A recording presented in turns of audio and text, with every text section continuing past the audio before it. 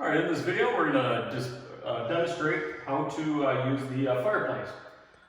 Typically, in most of our homes, we do install what they call a direct vent fireplace. Basically means you have a screen on the front. It is an enclosed unit behind glass. Nothing is open. Basically, the heat rolls directly out of the front of the unit. As that box heats up, it takes about 10 minutes or so, and you can get a noticeable draft of heat out through the top. Right there. These don't have any working pilot whatsoever on these. It is an ignition system. It uses low voltage and typically is wired up to a switch, which you'll find on either side of the chase in the wall. So basic operation, all you're going to do is switch that to the on position, and you should hear a clicking noise. It will light the pilot, and then as you can see, the flame will come on. If this hasn't been lit in quite a while, it may take a little bit for that to light. You could have an air gap in that line. And it does have a safety feature as well. Basically, if you hit that switch for the first time in the fall to winter, it may time out. It may not have enough gas to light that burner. If that is the case, what you want to do is turn the switch to the off position, turn it back on, repeat that process until the pilot and flame lights for you. Some of the maintenance with these direct vent fireplaces, the screen on the front is removable. So what you do is just grab it on each side, pick straight up on that screen, and you'll notice it will pick itself up. And what you can do is grab it and pull it right out of the frame, just like that. On the back side of the screen, you will notice that there's 4 hooks on each corner, and those hooks latch right around these 4 bolts right in the frame itself. So if we set this aside right here, you will see the glass over the top, right there. After every season, you may want to clean that glass, or sooner, it's all preference. You have 4 latches on the glass itself. Bottom, here, and top in each corner.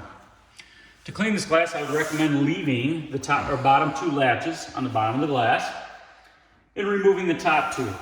How you do this is basically with that latch up top, get behind it. It's on a spring system. Pull forward on that latch and up, and it will release. Again, forward and up, and it will release that glass. Now what you can do is give it a good yank. It does seal itself pretty well to the frame. And you'll notice that the glass will tip down. Don't tip it too far. You can clean the back side of that glass just like that. Try not to leave too much residue on there. And fold that glass back up and latch each corner back on. You'll see the tab right there. It's on a spring. Pull it forward and make sure it catches the edge of that tab, and you're good to go. On the bottom of the unit, you will notice a few things.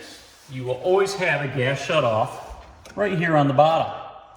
It will be indicated by the red handle, and it can only turn one way. And you want to turn it away from the pipe. If it's in line with the pipe, it's on. If it's away from the pipe, it is in the off position. If you come into this area, you smell gas whatsoever, make sure you take that screen off and shut off that emergency valve. You also have a dial down here that says high and low. Typically we turn these all the way up to start with, and that is your flame adjustment. So you can control that flame height coming up and down. It doesn't have huge presentation. These only allow you to force so much gas into that box. So typically we do, again, turn them up high. You also have this battery pack down below. It sticks right down with Velcro. You see it takes 2 D-cell batteries in there. In a power outage, you can put 2 D-cell batteries in here, and you can use the low voltage switch to light the pilot in flame, so you could use it in a power outage situation. I wouldn't store batteries in that. Just leave the batteries off to the side or in a drawer, and only put them in as needed. That way they don't corrode. Everything else is all electronic and nothing that really needs any kind of maintenance of the sort. This also has, like I said, a direct vent. It doesn't have a flue or anything that needs to be cleaned over time. So it's very easy to maintain and care for.